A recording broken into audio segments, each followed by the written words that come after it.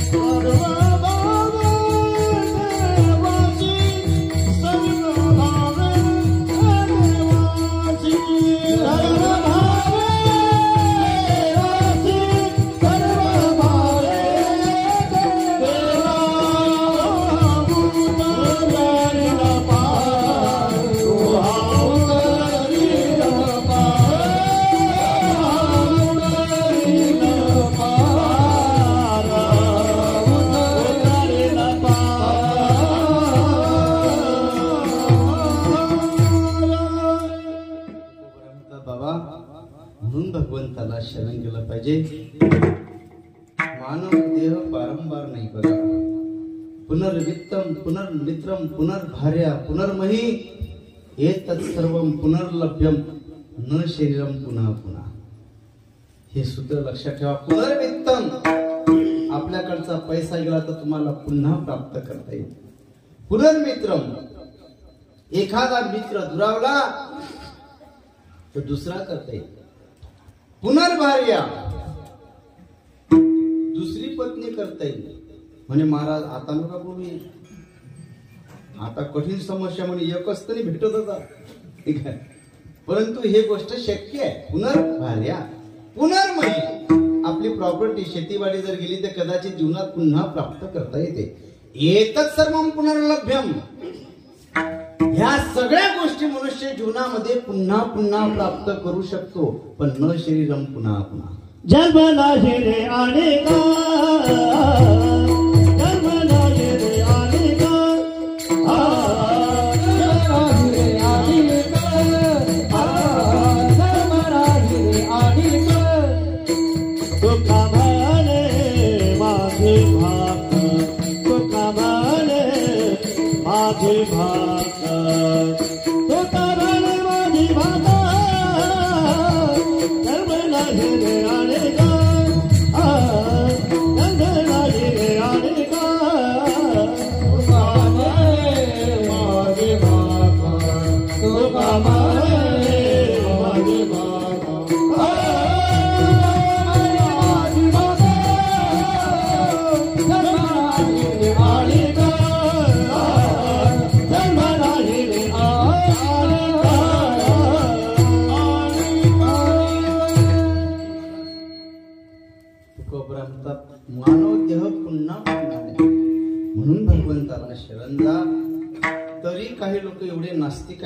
देवाचं अस्तित्व मानायला तयार नाही. एक तर म्हणे व्हेअर इज गॉड, कुठं आहे म्हणे देव, देअर इज नो गॉड. म्हटलं बाबा कठीण झालं. अरे परमात्मा नाही काय, तुम्ही सांगा. जे वस्तू या जगात नाहीत त्याचं कोणी वर्णन केलं असतं काय? वेदानं वर्णन केलं असतं, श्रुती आपल्या उपनिषदानं वर्णन केलं असतं, स्मृती ग्रंथांनी वर्णन केलं असतं. पण ज्या ती वेद वर्णन करतो भगवंताचं, स्मृती ग्रंथ वर्णन करतात, उपनिषद वर्णन करतात, ऋषीमुनी वर्णन करतात, संत वर्णन करतात, परमात्मा आहेच हे लक्षात ठेवा. फक्त फरक एवढा आहे की त्याचं वर्णन हे निषेधमुखानं करावं लागते. कुठं कुठं प्रत्यक्ष वर्णन नाही करतायत, कधी कधी अप्रत्यक्ष वर्णन करावं लागते. तुम्हाला काय वाटते वेदच करते असेल, आपल्यालाही कधी कधी अप्रत्यक्ष बोलावं लागते. तुम्ही पहा, समजा आपल्या घरी पाहुणे आले आणि घरात माणसं कमी असले, आता तेच प्रणाली आहे नाही का. कमीच माणसात आजकाल कुठेही पाहा तुम्ही. घरी पाहुणे आले, पाहुणे बैठक मध्ये बसले, आता घरात माणसं कमी, बैठक मधून या व्यक्तीनं आवाज दिला, अगं मीना म्हणे चहा ठेव. आता मीना तर पाय नाही झोपेल असते. चहा कोण करते? चहा कोण करते काय नाही, पण चहा होते. चहा झाला की इकून आवाज जाते, पिंट्याले म्हणा चहा झाला. पिंट्या तर शाळेत जायला असते. चहा होती बी आणि चहा पाहुणेपर्यंत मग यांचं जे संभाषण आहे हे काय वर्ड लँग्वेज म्हणजे अप्रत्यक्ष आहे की नाही. तसं श्रुती मातेनं म्हटलं, श्रुती म्हणती नेती नेती म्हणजे परमात्मा नाही असा भाव नाही श्रुतीचा. न इति म्हणजे याप्रमाणे नाही, म्हणजे असत नाही, सत आहे. जड नाही, चित आहे. अज्ञानी नाही, आनंद रूप आहे, ज्ञान रूप आहे. विठ्ठला विठ्ठला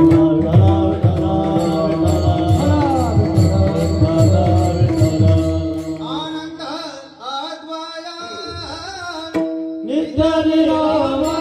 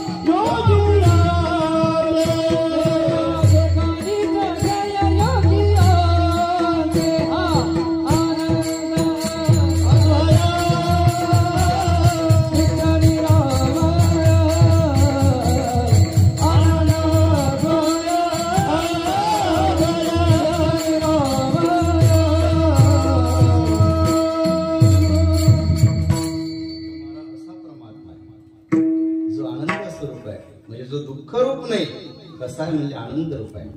ज्याच्या ठिकाणी द्वैत नाही म्हणजे अद्वय आहे असं म्हणायचं आहे श्रुतीला. म्हणून श्रुतीनं न इति म्हणजे नेती याप्रमाणे नाही असं म्हटलेलं आहे. लक्षात म्हणजेच मग महाराज काय हरकत नाही, आम्ही परमात्म्याला शरण जातो म्हणले, पण परमात्म्याला नमस्कार केला म्हणजे शरण गेल्यासारखं आहे काय? की भगवंताला साष्टांग दंडवत घातलं म्हणजे शरण गेल्यासारखं आहे? परमात्म्याला नमस्कार केला तरी शरण गेल्यासारखं आहे, परमात्म्याला साष्टांग दंडवत घातलं तरी शरण गेल्यासारखं आहे. पण शास्त्रकारांनी शरणागतीचे काही प्रकार सांगितले बघा. मधुसूदन स्वामी होऊन गेले फार पंडित भगवंताचे भक्त. त्यांनी शरणागतीचे 3 प्रकार सांगितले एका ठिकाणी. पहिली शरणागती तशेवाहम, दुसरी शरणागती ममैवासौ, तिसरी शरणागती सएवाहम. आता याचा अर्थ काय माहित आहे? पहिली शरणागती तशेवाहम म्हणजे मी त्याचा आहे, म्हणजे मी परमात्म्याचा आहे. प्रभू माझे स्वामी आहेत, मी त्यांचा सेवक आहे, मी त्यांचा दास आहे. याला म्हणतात तशैवाहम.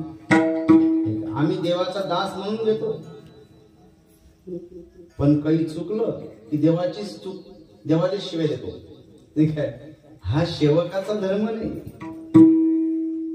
सेवकाचा धर्म असा असते, स्वामी म्हणतील तसं.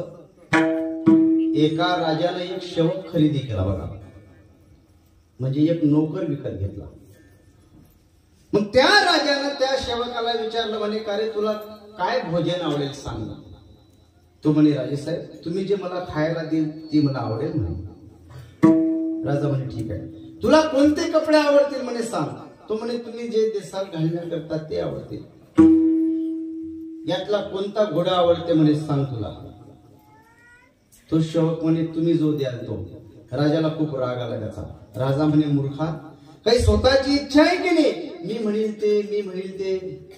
त्यानं हात जोडले, म्हणे महाराज मी तुमचा सेवक आहे, मी तुमचा दास आहे.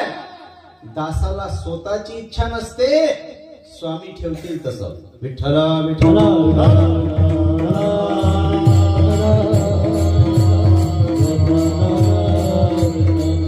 देव ठेविल तैसे राहावे, समयासी सादर व्हावे, सादर व्हावे.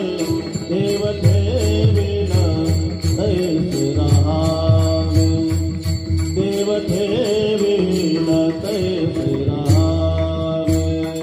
समयासी सादर व्हावे, समयासी सादर व्हावे. देव ठेविल तैसे राहावे, देव ठेविल तैसे राहावे.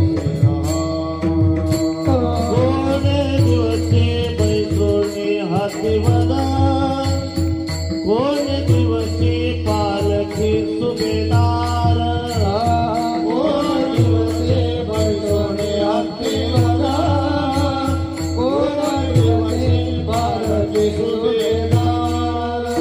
कोणे दिवशी पायाचा सागर, कोणे दिवशी पायाचा सागर. चालत जावे, चालत जावे. देव ठेविल तैसे राहावे, देव ठेविल सादर व्हावे.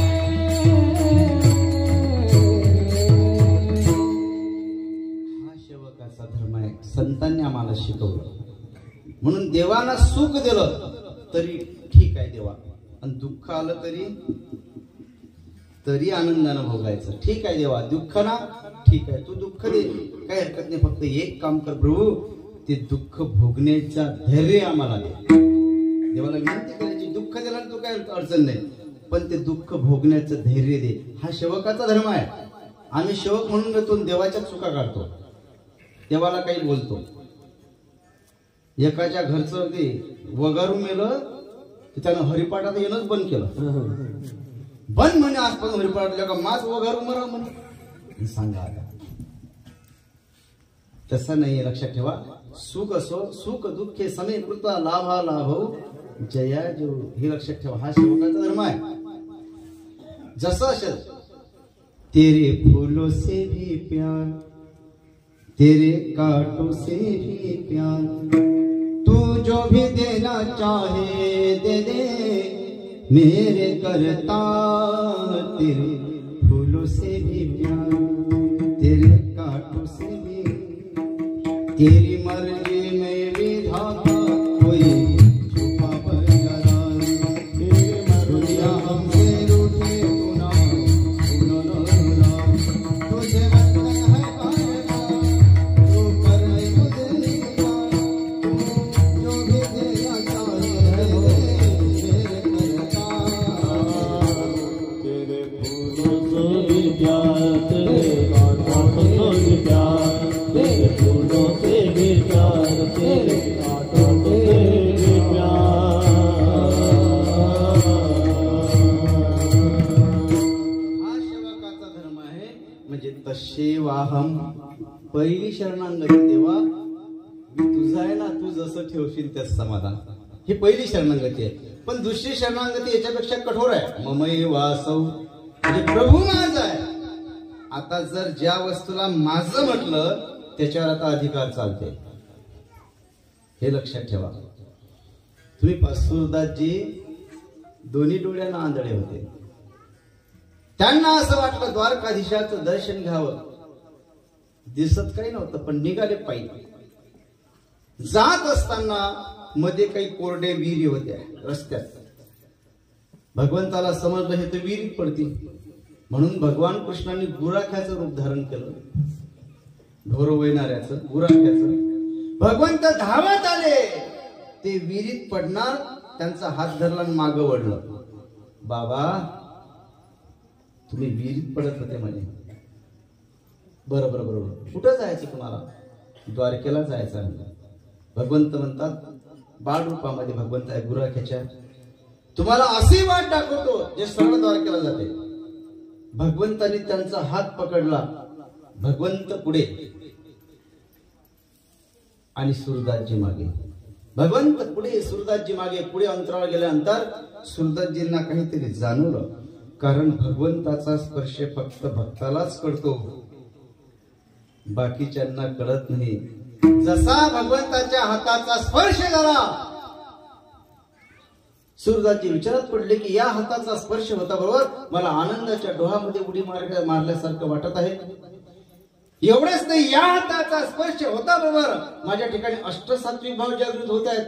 वैवर्ण भाव, कंप भाव, श्वेत भाव, रोमांच भाव, माझ्या अंगावरले सगळे रोमांच उभे राहिले आहेत. याचा अर्थ असा आहे, हा गुराखी नाही, ज्याच्या दर्शनाला मी चाललो आहे ना तोच माझा प्रभू आहे.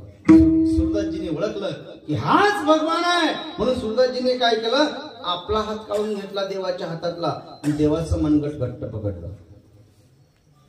भगवंताला माहिती नाही. ज्यावेळेस वाट आली, भगवंत म्हणतात बाबा हे जे वाट आहे ना सरळ द्वारकेला जाते, तुम्ही आता सरळ जाऊ शकता. पण सुरदासजीने भगवंताचं मनगट पक्क पकडून धरलं, ती सोडायला तयार नाही. देव म्हणतात बाबा माझे गुरु लांब गेले, कोणाच्या शेतात जातील, मला जाऊ द्या म्हणले. सुरदासजी म्हणतात देवा मला सांगतोस म्हणले, तुला ओळखलं म्हणले मी, तूच माझा प्रभू आहेस. सुरदासजीला देवाला असं वाटलं यांनी ओळखलं. देवाने त्यांच्या हाताला एकदम झटका दिला आणि भगवंत बाजूला झाले. सुरदासजी म्हणतात देवा हात छुडावत जात है प्रभू दुर्बल समजत मोहे. काय म्हणतात सुरदासजी माहित आहे देवा, हात छुड़ावत जात है प्रभु दुर्बल समझत मोहे, हृदय से जब निकल जाएगा सबल जानू मोहे तो हे.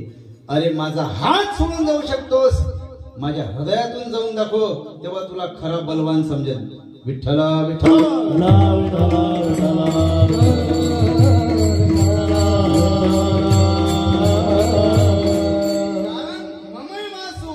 हे शरणागती आहे की प्रभू माझा आहे ना, आता कुठे जाईल? जर तो माझा आहे तर आता कुठे जाणार नाही. याला शरणागती म्हणतात. प्रभू माझा आहे, देवाला माझं म्हणणं आलं का लक्षात? अरे जनाबाईच पाहणार नाही. जनाबाईकडे स्वतः परमात्मा यायचे आणि दळण दळू लागायचे. सुंदर माझे जात गे पीर बहुत सुंदर माझे जात गे पीर बहुत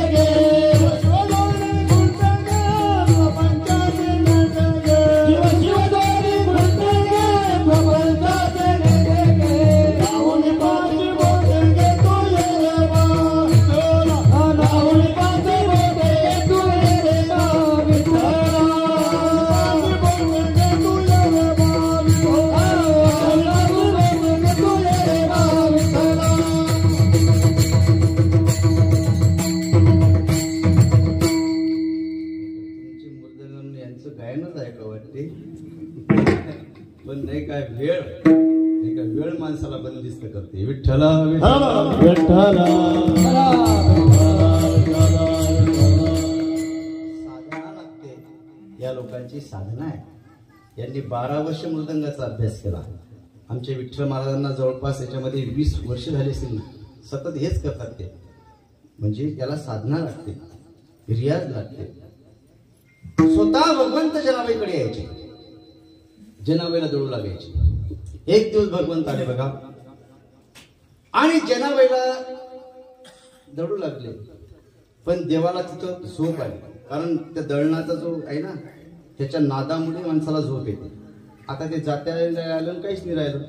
नाही तर पहिले लेकर बाया जवळ घे दळण दळत ती बातच झोपून जाईल त्याच्या नादामुळे. आता भगवंताला एक झोप आली. देवाने काय केलं, आपला जो खांद्यावर भरजरी शाला होता ज्याला हिरे माणिक मोती लावलेले होते तो शालू बाजूला ठेवला. देवाला तिथंच झोपले. उशाची लेकरं झोपले. पण पहाटे 4 वाजता बडव्यानं मंदिरात घंटा वाजवली. एकदम देव दचकून उठले. अरे म्हणले आता जर विटेवर उभे गेलो नाही तर पहिले बडवे म्हणतील देवच कुठे गेले. म्हणून भगवंत घाई घाई उठले. तसेच धावत गेले विटेवर जाऊन उभे राहिले कंबर हात देऊन. जसा त्या बडव्यानं दरवाजा पहिले कुलूप उघडलं, दरवाजा खोलला, त्याचं लक्ष गेलं खांद्यावर. अरे म्हणजे देवाच्या खांद्यावर शालू असते भरजरी, तो गायब झाला. आणि देवानं काय केलं, घाई घाई उठले देव. घाई खांद्यावर शालू होता. मग शालू खांद्यावर टाका की नाही, जनाबाईची गोदडी उचलली खांद्यावर टाकली जाऊन उभे राहिले. आता ते वाकई फाटलेली, ते वाकई घेऊन ते वाकळ घेऊन ते गोदडी घेऊन भगवंत उभे राहिले. त्यानं बळव्यानं पाहायला दिले काही वाकळ कुठून आली. खांद्यावर तर शालू होता भरजरी ज्याला हिरे माणिक मोती लावलेले होते. मग कोण चोरला हा शालू. अरे म्हणे ज्याची वाकळ आहे त्यानं चोरला. मग तपास सुरू केला, वाकळ कोणाची. तपासांती लक्षात आलं सगळ्यांच्या की जनाबाईची. गोदडी कोणाची आहे, जनाबाईची गोदडी आहे. म्हणे हिनच शालू चोरला असेल, पा तिच्या घरात. पाहिलं तर दळणाच्या त्या जात्याजवळ शालू पडलेला होता. ज्यांनी चोर आहे पकडलं जनाबाईला, नेलं राजाकडे. हे चोर आहे म्हणले. नसतं ढोंग आणते म्हणे साधूपणाचं. बघा भगवंताचा शालू चोरलाही नाच. काय शिक्षा राजानं सांगितलं, काहीच नाही, सुळावर जाऊ द्या. कुठे जाऊ द्या, शुळावर. जनाबाईच्या हातात साखळी दांड टाकला आणि शुळावर नेण्याचं निघाले. पण जनाबाईला अंतिम इच्छा विचारली की जनाबाई तुमची अंतिम इच्छा काय आहे मरण्याच्या अगोदर. जनाबाई म्हणे एकच आहे, ज्याच्यामुळे माझ्या हा प्रसंग आला शुळावर जाण्याचा, फक्त एक वेळा त्याच्या समोर मला उभं करा, मला त्याची भेट घ्यायची एक वेळा. जनाबाईला पांडुरंगाच्या समोर उभं केलं. जनाबाई पांडुरंगाच्या समोर उभ्या राहिल्या, फक्त देवाकडे पाहायला राहिल्या. आणि जनाबाई देवाला म्हणतात, देवा अरे म्हणे कोणाची वस्तू न विचारता नेणं याला चोरी म्हणतात. जनाबाई देवाला म्हणतात, देवा अरे कोणाची वस्तू न विचारता नेणं याला चोरी म्हणतात. मग मी तुझा शालू न विचारता आणला की तू माझी गोदडी. देवाच्या अंगाला घामच फुटला त्या मूर्तीने. जनाबाई म्हणतात, देवा अरे तू माझी गोदडी न विचारता आणलेली आहेस, तू चोर आहेस. साऱ्या जमान्याचा तू चोर असताना माझ्यावर हा प्रसंग. जो देवाला शिव्या द्यायला सुरू केल्या, अरे विठ्या मूळ मायच्या कार्ट्या तुझी पुढे नाही काय. महाराज अशा शिव्या आसळल्या देवाले कठोर. डायरेक्ट शूळ होताना रोवलेला लोखंडाचा त्याचं पाणीच झालं, एकदम पाणी त्या शूळाचं. मग सगळे घाबरले. सगळ्यांच्या लक्षात आलं हे सामान्य स्त्री नाही, ही महान साधू आहे, साध्वी आहे. कारण जनाबाईला असं वाटलं की प्रभू जर माझा आहे आणि जर तो माझा आहे तर माझ्यावर हा प्रसंग कसा शुळावर येण्याचा. विठ्ठल विठ्ठल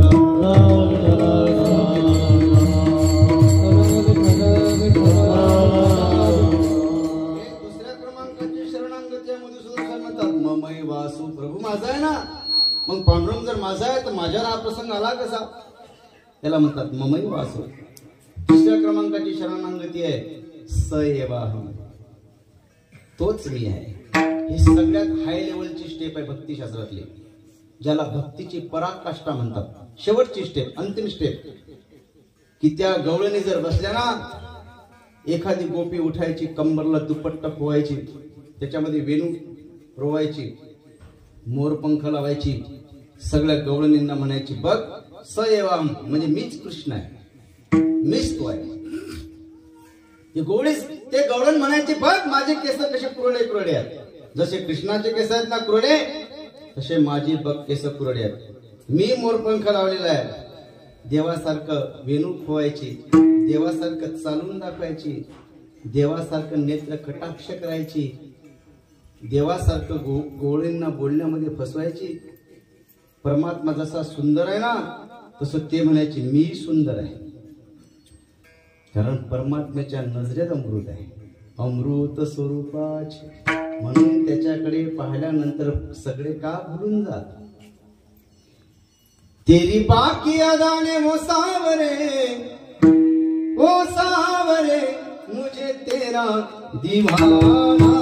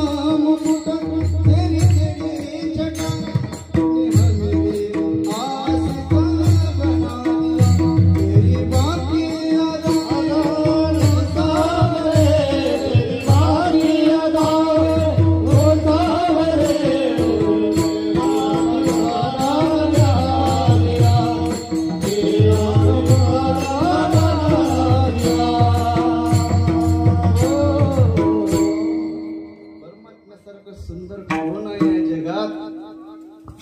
कोणीच नाही, स्वर्गातल्या अप्सरा सुद्धा नाही. विठ्ठल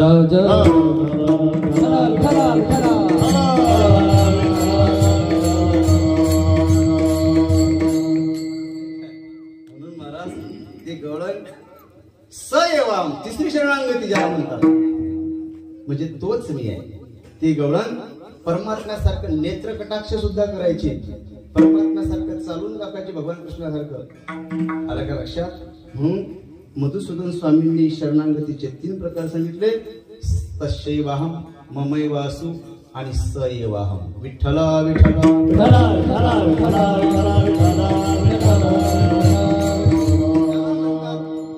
सर्व भावेन भारत, अशा प्रकारे भगवंताला शरण जावं.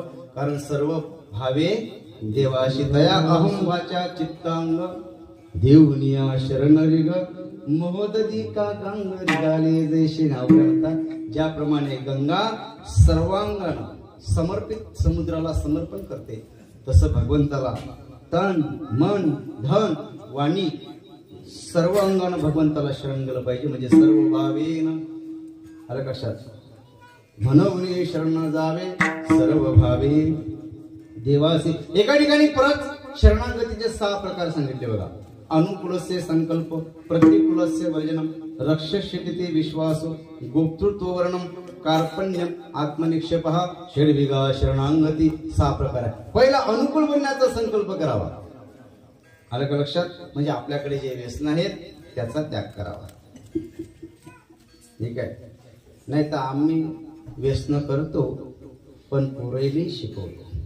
उद्या तुम्हीच म्हणसा मग पोरगा बिघडला, त्याचा दोष नाही, मग तुमचा दोष राहील. विठ्ठला विठ्ठला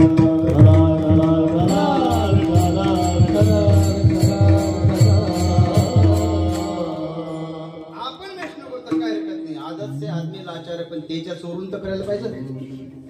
तुम्हाला वाटते लहान आहे मुलगा, त्याच्या चोरून केले पाहिजे. एक जण आपल्या पोराले म्हणे, बाबू म्हणे एवढी बिडी आणली पेटून. सांगा आता, तुम्ही तर करता पण त्याला सांगायची गरज आहे काय? बापाने सांगलं पोराला म्हणे एवढी बिडी आण पेटून. हाही पोरगा गेला बिडी घेऊन चुलीजवळ गेला. त्यानं विचार केला, म्हणे आपल्या बुड्याले जर पूर्ण बिडी ओढ्याले काही हरकत नाही, तर आपल्याला 2 दम मारायला तर काहीच हरकत नाही. म्हणे यानं चुलीजवळ गेले 2 दम मारून. बिडी अर्ध्यातच आणली डायरेक्ट आणि आला बापा जोडतो. बाप म्हणे काय हे तर अर्ध्यातच आली. काय म्हणे बाबा ते घाई घाई जास्त जाळात धरले गेले म्हणे, जळले, बिघडलं की नाही काम. म्हणून मला अनुकूलस्य संकल्प पहिली शरणांगती आहे. म्हणजे आपले वाईट ज्या सवयी असतील त्या बंद कराव्या, म्हणजे अनुकूल बनण्याचा संकल्प करावा, ही शरणांगती आहे. प्रतिकूलस्य वर्जनम म्हणजे प्रतिकूलतेचा त्याग करावा. रक्षस्यति विश्वासो, भगवंत माझं रक्षण करेल हा विश्वास असला पाहिजे. गोप्तृतवर्णम म्हणजे भगवंताला कोण्या तरी रूपामध्ये वर्ण केलं पाहिजे. म्हणजे जसं अर्जुन म्हणते भगवंत माझा सखा आहे, हनुमंतराव म्हणतात भगवंत माझे स्वामी आहेत, मी त्यांचा दास आहे. यशोदा माता म्हणते भगवंत माझा मुलगा आहे, मी त्याची आई आहे. गोपिका म्हणतात भगवंत आमचा प्रियकर आहे, आम्ही त्यांच्या प्रियशी आहोत. असा कोणताही भगवंताशी नातं जोडणं यालाही शरणांगती म्हणतात. विठ्ठल विठ्ठल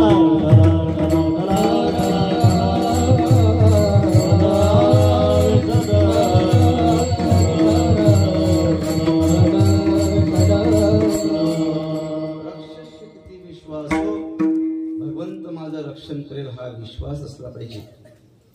आलं का लक्षात? तुम्ही महाभारतात युद्ध चालू असताना दुर्योधन भीष्माचार्याकडे गेला आणि भीष्माचार्यांना म्हणतोय की पितामह माझे 50 भाऊ मेले म्हणे, आणि तुमच्याच्यानं 5 पैकी 1 नाही मरत. याचा अर्थ तुम्ही माझ्याकडून नाही युद्ध करत, पांडवांच्याकडून युद्ध करता. आता भीष्माचार्यांवर अविश्वास दाखवला, त्यांनाही क्रोध आला. त्या क्रोधाच्या आवेशामध्ये भीष्माचार्यांनी प्रतिज्ञाच केली, उद्या म्हणे एकही पांडव दिसणार नाही. याला तेच पाहिजे होतं. भीष्माचार्यांनी प्रतिज्ञा केली, निष्पांडव पृथ्वी करून टाकतो म्हणे, उद्या एकही पांडव शिल्लक राहणार नाही. सगळे घाबरले.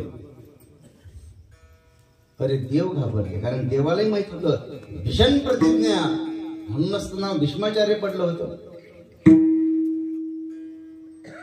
रात्री 12 वाजता भगवंत अर्जुनाच्या छावणीमध्ये गेले की अर्जुन घाबरलेला असेल, याला थोडा धीर देऊ. भगवंत गेले रात्री 12 वाजता, तर अर्जुन मस्त घोरून राहिला, झोपलेला होता. देवानं उठवलं. लोक अर्जुना म्हणे काही काळजी आहे की नाही? अरे काही काळजी आहे की नाही म्हणले, भीष्माचार्यांची प्रतिज्ञा आहे, तू काय समजून राहिला बाबा? अर्जुन म्हणे देवा, अरे मी जरी झोपलो असलो तरी मला माहित आहे म्हणे भगवान माझं रक्षण करणारा जागा आहे. याला म्हणतात अन्याश्रयाणाम त्याग इति अनन्यता. अन्याच्या आश्रयाचा त्याग करून एका भगवंताचा आश्रय करणं त्याला अनन्यता म्हणतात. भगवंताला समजला हा तर अनन्य आहे, आणि अनन्याचं रक्षण करणं आपलं काम आहे.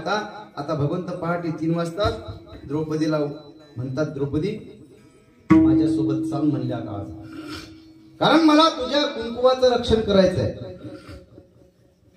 ठीक आहे म्हणले प्रभू. द्रौपदी माता निघाली, हिरवा चुडा, हिरवं पातळ. भगवंत पुढे, द्रौपदी माता मागे. जिथं भीष्माचार्य भगवंताचं ध्यान करून राहिले होते पहाटे 3 वाजता, पण भगवंत ध्यानात येत नव्हते. त्या दिवशी भीष्माचार्यांच्या भगवंत अंधारामध्ये थांबले आणि द्रौपदीला म्हणतात जा भीष्माचार्यांचं दर्शन घे, पण बोलायचं नाही, ते बोलले तर बोलायचं. द्रौपदी माता पुढे गेली, वापस आली, म्हणे देवा पायात चपला आहेत नाही, संतांच्या दर्शनाला जात आहे, चपला हे कुठे ठेवू? देव म्हणत आण माझ्याकडे. भगवंतानी चपला घेतल्या, अशा बगलीमध्ये घेतल्या. हाय भक्ताचा अधिकार, लक्षात ठेवा. म्हणून भक्ताचं एक नाव आहे हरिदास. भगवंताला काय, भक्ताला काय म्हणतात? हरिदास. हरी यस्य दासः, अरे ज्यांची सेवा देव करतो ते हरिदास. विठ्ठल विठ्ठल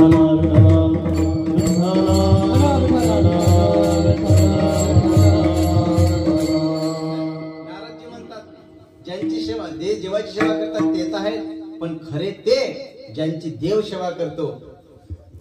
द्रौपदीच्या पादुका देवानं घेतल्या, बगलीमध्ये ठेवल्या, जा म्हणले. द्रौपदी माता गेली, भीष्माचार्यांच्या चरणावर डोकं ठेवलं तिच्या बांगड्यांचा आवाज त्यांच्या कानामध्ये गुंजला. त्यांना समजलं कोणीतरी स्त्री आलेली आहे. त्यांच्या मुखातून पहाटेच शुभ आशीर्वाद निघाला, सौभाग्यवती भव. द्रौपदी माता बोलायला लागली, पितामह तुम्ही मला आता आशीर्वाद दिलेला आहे, सौभाग्यवती भव. पण मी तो आशीर्वाद आता या जन्मातला समजू की पुढच्या जन्मातला? कारण तुम्ही काल प्रतिज्ञा केलेली आहे, एकही पांडव शिल्लक ठेवणार नाही, निष्पांडव पृथ्वी करणार. मग तुमची प्रतिज्ञा खरी समजू की तुमचा आशीर्वाद खरा समजू? आता पितामह विचारात पडले. पितामह म्हणतात, ठीक आहे द्रौपदी, मी तुझ्या प्रश्नाचं उत्तर देतो, पण पहिले तू मला एक सांग की तुला इथं कोण आणलं? तुला इथं कोण आणलं सांग म्हणे. द्रौपदी मातेनं बोट दाखवलं. भगवंत उभे होते कोपऱ्यामध्ये. भीष्माचार्यांनी भगवंताकडे पाहिलं नाही काय. जसं भगवंताची छपी पाहिली, भीष्माचार्य म्हणतात, द्रौपदी जा म्हणे, झालं तुझं काम. अरे तुमचं रक्षण करणारा जर हा जगाचा मालक आहे, माझी काय ताकद तुझं कुंकू पुसेन. विठ्ठला विठ्ठला.